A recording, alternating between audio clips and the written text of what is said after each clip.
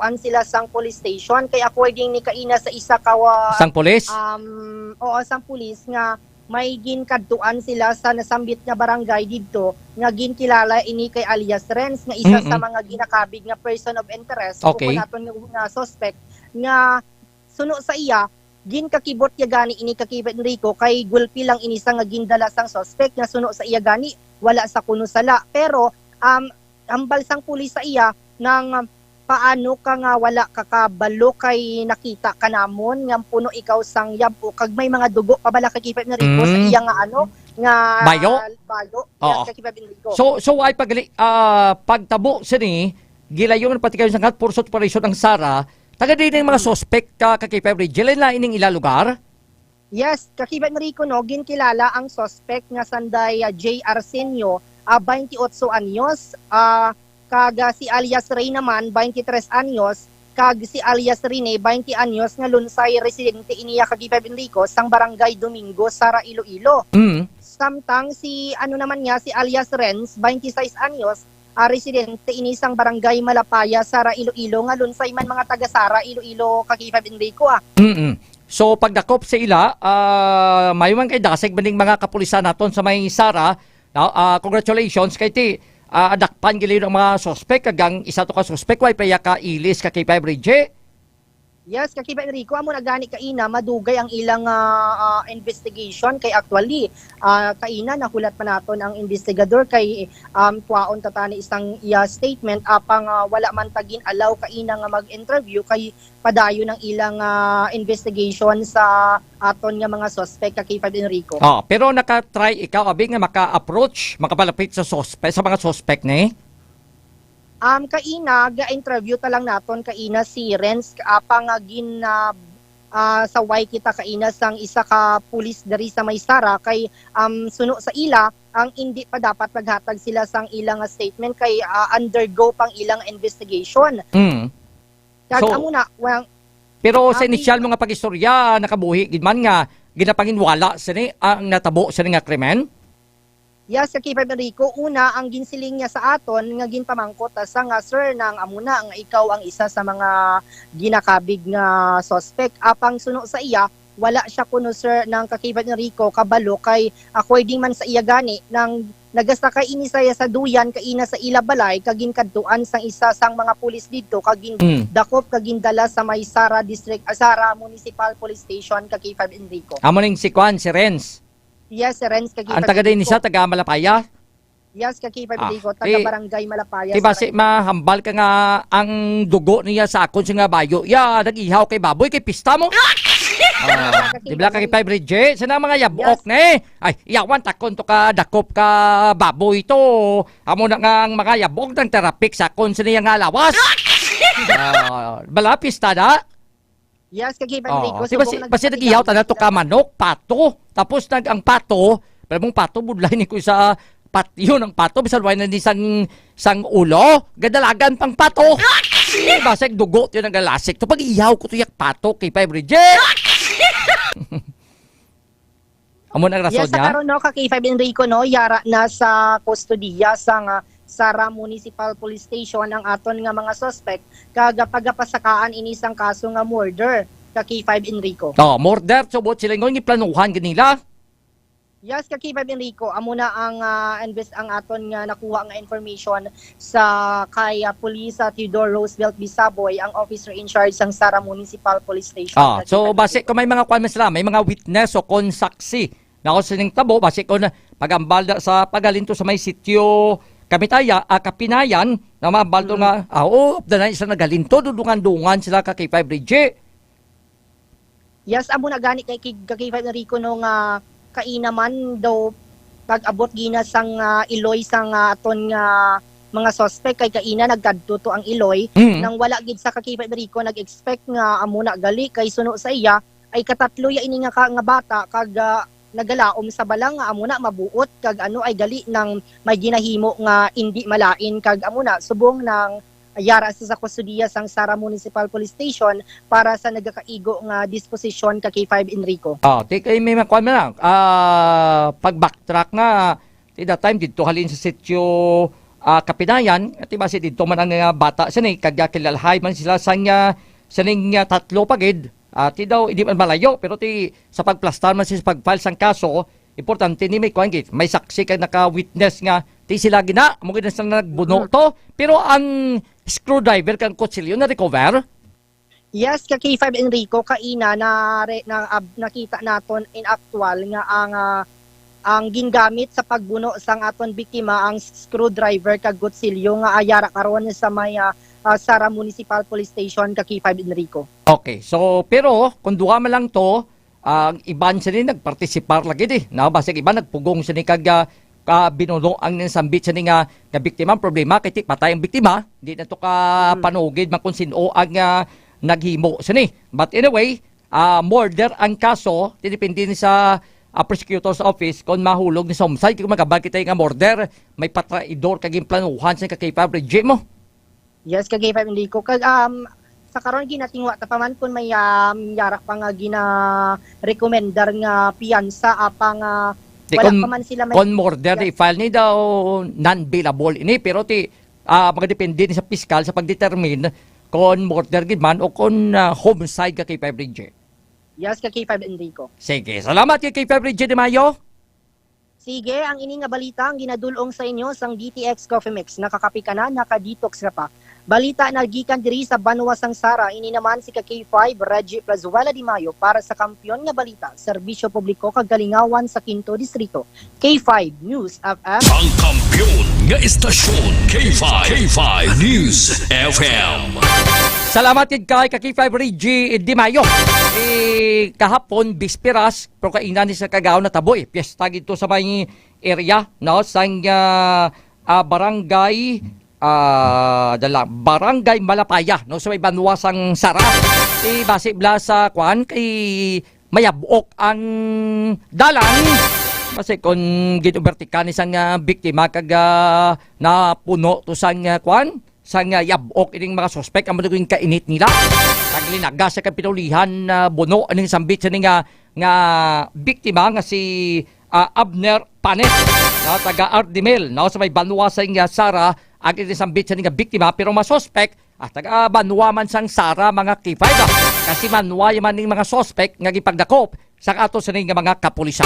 Pagbalik ta iga-check na to report ni K5 Jenny Kauyunan ay ang TTMO gaba kayo bulig subong sa LTO 60 para ma-identify ning babayi na nga way maghatag na sang iya sa ning lisensya tagi pamangko to kay ginpaparahan na gin-flag down kay ti nag-switching sa sang linya nag-swerving siya no imbes nga sa left siya nagpa-right siya si dakpon kay may violation. Kung hindi ma-identify, pagwa si Mayor Trinya sa man ka reward money. Kita mo, nakabato niya sa 50 mil ang nagatag to sa information. Atong tagiya sa isyubi nga nagbunggo to sa motorsiklo, diri sa may distrito sang Haro. Ay, natagam to sa station ticket. Why to kompleto yung ngalan now? Kung hindi kompleto ang ngalan, pasakaan siyang kaso. Hindi sa ato siya pagbalik, pagkatapos sa plaka importante nga mapahibalo, paliog standby. K5 News FM. Championing the line. Mga ka-K5, daw kadasig lang sang tiyempo. Daw kaangay sa isa ka baga nga amat-amat nga nagasigrap hasta nga nagadako kag nagkalayo. 3 taong haghahatid ng serbisyong totoo at may puso sa bawat Ilonggo.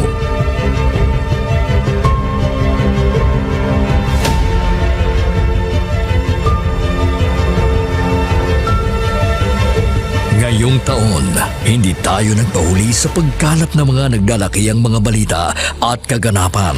Inihatid din natin ang kampiyon na serbisyo publiko at kasiyahan sa Iloilo. Sa information nga nakuha natin initial, kumato siya, no? Siyang nagpakilala ang pulis sa iya, ng isa sa ka-pulis. Kaginalantaw, pagpangimon ang motibo sang krimen.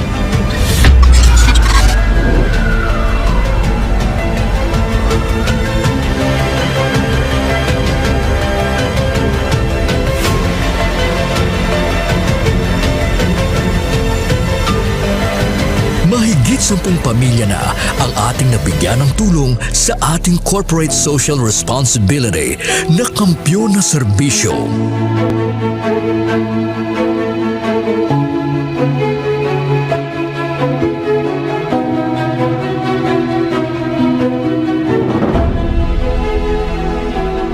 Okay, ito. Tama Ako lagi. na eh, hindi ako ka.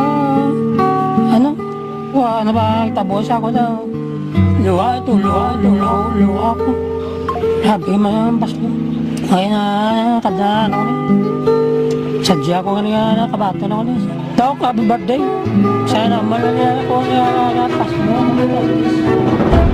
Diin man kami dalon sa amon pagpanlakaton, ang amon tagipusoon sa pagserbisyo sa syudad kag probinsya sang Iloilo, magapadayon. Di namin kayo iiwanan. Tuloy-tuloy ang kasiyahan dahil kayo ang aming lakas at inspirasyon.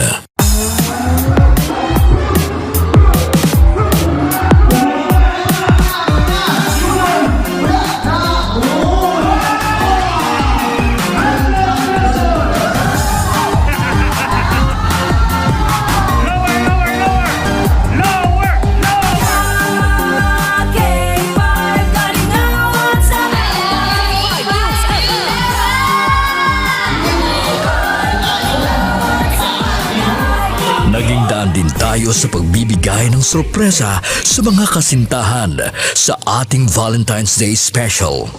Kay ari na subong diri sa studio ang aton na lucky couple sa aton nga Valentine's Special K5 Feb Ibig. Upod naton diri subong si Ma'am Alexa and si Sir Jude. Good afternoon. May ara kita dira sang flower bouquet. May ara man kita dira sang gift from Klinika di Alternativo Medicina and Wellness Center. After sina syempre of course ang aton nga prize tumataginting na 5,000 pesos. Noong Marso, inilunsad natin ang kauna-unahang bloodletting activity kung saan mahigit sa 500 na blood donors mula sa iba't ibang ahensya ng gobyerno at ating mga tagahanga ang nakilahok sa kampyon na dugo para sa kapwa ko, kasama ang Philippine Red Cross Iloilo. Kampiyon sa serbisyo, dugo para sa kapwa ko. Halin sa aton pagulokdanay bilang inyo kabandera, subong nangin ka K5, salamat gid nga madamo. Sa inyo ginpabasko, kaginpainit nga pagsuporta, kag pagsali. Nagbago man sa pandinig ng mga Ilonggo, pero ang serbisyong may tatak puso ay nananatiling gabay ng himpilang nagbibigay saya at pag-asa.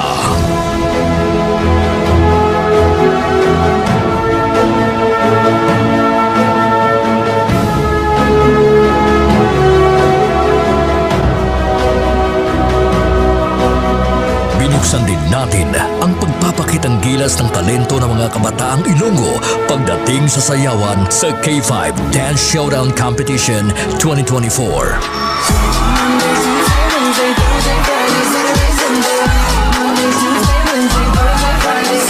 Noong Mother's Day, isang nanay naman ang ating pinasaya dahil sa ating handog na regalo para sa Mother's Day Special. Anong mambal mo sa K5 News FM Iloilo? Salamat gid sa inyo tanan. Happy Mother's Day. Magina pa kayo nanay. Nagapamatuod lang ini nga bisan sa tatlo palang katuig nga pagpangalagad sang kampyon nga istasyon. Nagbunga ini sang kampyon nga pagpalangga sa inyo mga tagipusoon. Ang karangalang ito ay alay namin sa inyo, mga kabandera namin noon, ka K5 na namin ngayon.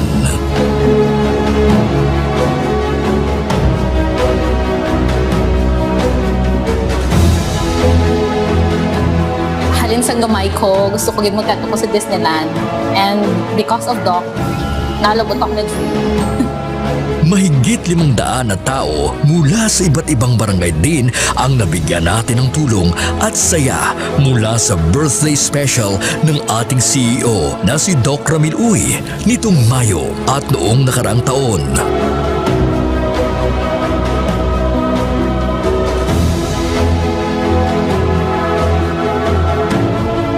Nagbigay din tayo ng saya at tuwa sa ating mga toda sa ating programang Ka-K5 Kaligawan sa Karsada.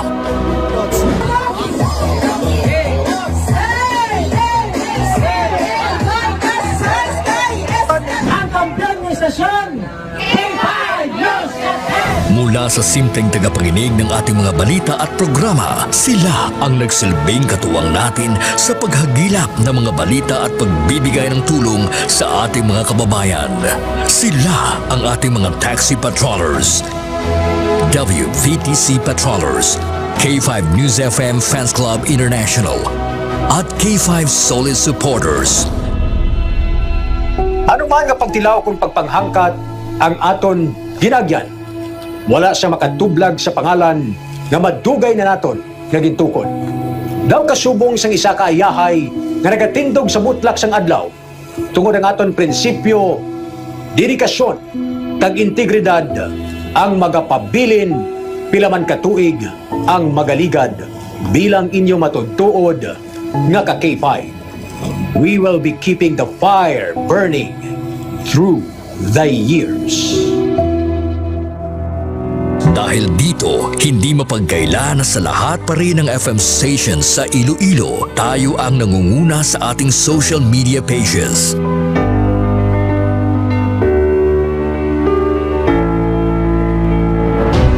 Noong nakaraang taon, sa isinagawang survey ng Kantar Media, mula sa pang-apat na pwesto, nasungkit natin ang pangalawang pwesto sa most listened FM radio stations in Iloilo City.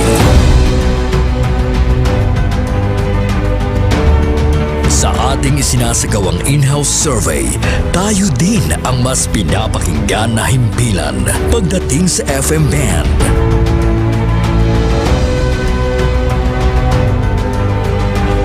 Championing the lives of the Filipino.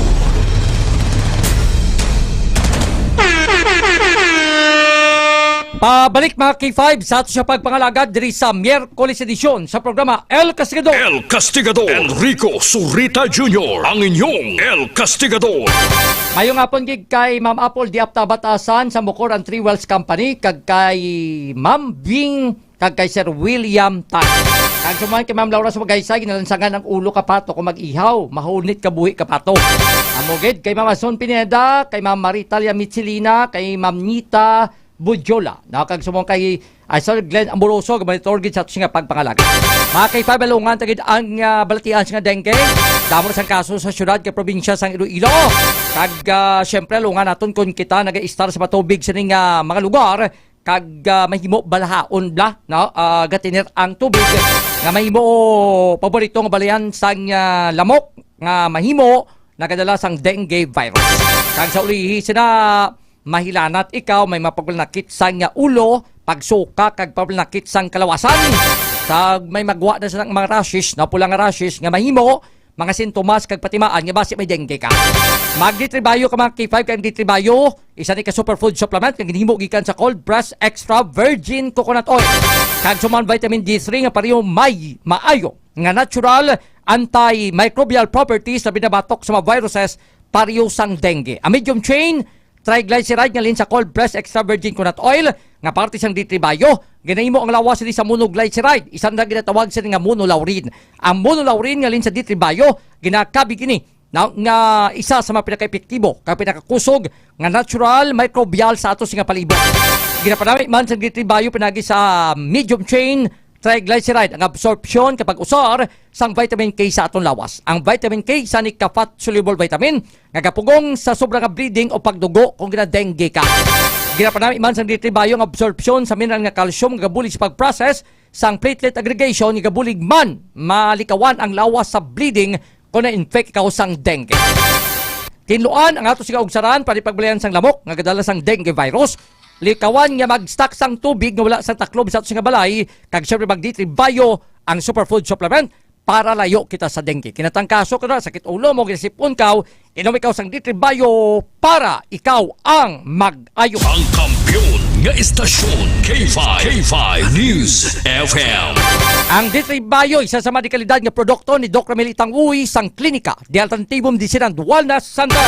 Mga klinika outlet naton sa may Dalan E. Lopez, sa tupad sa St. Robert's International College, sa may Banua sa Mayagaw, sa may Baybay Norte, sa tupad sa MCR Agriventure, kag sa may syudad sang Pasi, sa may Poblasyon Ilawod, na barangay Poblasyon Ilawod, sa may Salvacion Street, kag sa may Banua sang Kalinog, sa Coast Mart Kalinog, kag sa may Banua sang Sara, available ang klika product sa Bell Pharmacy sa tupad sang Sara Rural Health Unit. Kag mabakal man ni sa Shopee, ma-order sa Shopee, sa TikTok kag sa Lazada, kag mabakal sa kapangunang mga butika sa inyo sini nga lugar. Alas 5:53 sa ato sa pagpangalagad. Isa mi check na ton kay nagtrending niyo ang pagbaisay sang driver sa isa ka salakyan. Babae ning driver ha. Kay gin flag down, gipaparahan tungod may violation. Kay halin sa may left lane, no? Sumaylo sa may right lane. Kay dito siya gali mga kadto. May violation da sa may stoplight sa may Tabukan, Mandurriao. Pero ano kay di ka pangayo bulig ng titimo o sa LTO6 para ma-identify siya para sa Kampiyon Report o pod kay K5 Jenny Kauyuna. K5 News FM Kampiyon Report. So, K5 Rick, no, matapos ang pag-viral kagabi sa tong video, sa tong asang negosasyon sa babae nga driver nga kag sang traffic enforcer dito sa may Tabukan, Mandurriao, K5 Rick. Ang plano sa karon sa Traffic and Transportation Management Office kon ang TTMO sa pagpamuno ni retired Colonel Odarico Garbanzo sa K5 Rick nga mapsulat sila sa talatapan sang Land Transportation Office Region 6 sa K5 Enrico. Agud man nga mabuligan sila identify ang babayi, ang drivers itong salakyan paagi sa plate number kay K5 Rick because nga kahapon according to Sir Garbanzos nga apisar nga naglabot sa malapit 4 ka oras ang negosasyon kay K5 Enrico. Grabe ba? Daw hostage drama lang may stand up. According to Sir Garbanzos nga kay K5 Rick amo ni ang pinakalaba nga negosasyon or pinakalawig nga na-encounter nila sa Iloilo City nga traffic negotiation nga may violation kay K5 Rick. 4 ka oras. Dyan, basi gusto mong malapumasan eh? Hindi takon. Mahalabawan? Hindi, kuya. Ano mga 4 ka oras? 4 Gira sa 4 ka oras. Abtan sila yakadulom to mo. Kasi Sidmon na kay K5 Enrico, amo to ang negosasyon nila nga naga-insist to ang driver nga wala siya sang sala. On the end naman sang traffic enforcer, may sala gid siya kay K5 Enrico kay may gina-ignore siya nga traffic signages dito sa may Tabukan. According to Sir, gaway ko na makita. Wala. Abi, sunod, dagat team, padakuag na para makita da. Kaya dapat kung sa right lane, sa right ka man maliko ka kay 5 Jen. Kung sa left lane, sa wala ka man. Di actually ka K5 Enrico, according to Sir Garbanzos, damo-damo na nga incident dira kay 5 Enrico. Damo ka kadakpan. Kaya pero gahatag sa una, why pa na dyan sang announcement man ka K5 Jen? Why na ka balong, hindi pwede nga diri ka sa left lane. Bala mo kung kaysa, ilapin may klase nga Ateneo ha. Traffic na da. Gaagi makita sang una. Grabe lang traffic. So kung ikaw, magpakadto sa distrito sa Mandurriao, nga area, sa plaza nga area pakadto dira dapat nga sa right lane. Pero ang style abis ang iban pagkita nila nga laba ang right lane, ang left lane laka dito na sila masugpon. Paglapit dito sa traffic lights, signal lights sa hindi na pwede. Amo na binutangan nga dapat kung sa right lane ka, sa right ka man maliko. Tiyan mo na ganyan ba Sir Garbanzos nga kung nangayo lang siya tani isang pasensya kag kung wala na to ang video kahapon kay 5 Enrico, pasensyahan man siya sa aton mga enforcers kay gani nga damo. Basi gusto yaman mag-trending ka kay 5 Jen kay kuan man niyo. Content creator. Content creator. Kita mo giya sa nga kuan nga account. Why ko kita sa number of followers sa kay 5 Enrico pero kabalo kung samtang nag-live siya, or tira lang nag-live. Tiko nga ba ganun ni Sir Garbanzos, kung the purpose of Facebook Live niya is for her own consumption, kay K5 Enrico, wala gito na namian ang si Sir Garbanzos sa nangin mga tinaga ang ginubuyan sang babayi. Nagamba siya to ang buaya ang traffic enforcer. Kung baga stereotyping, balang tawag niya pahangag, tapos ginambala niya pa to nga wala paguro ka mo kapamahaw, amo na nga nagapangilkil ka mo. So, kung baga ka K5 Enrico, may stereotyping kagdo gaano na balaga character assassination na sila ka K5 Enrico, which is not good kay Fevre kay naginaobra lang man kag balaan sa mga traffic enforcers nga sa tsakto silang lugar kay Fevre. That's why nga luyag ni Colonel Garbanzos nga mag-take sang legal action. Budlay magagi da sa may kuan gali, sa may Tabukan kami buaya da. Abi ko ibang nga buhaya nakabarong. Abi, abi ko nag-attend. Ay, hindi na ako magaman. Kuro kayohon ba? Kuro kuminta ra. Ako niya gabarong, tinamo magabarong. Kung kaysa gabarong man kita mo.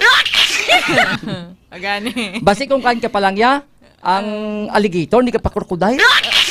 Same lang man sila. Or basi tiki ka pa lang.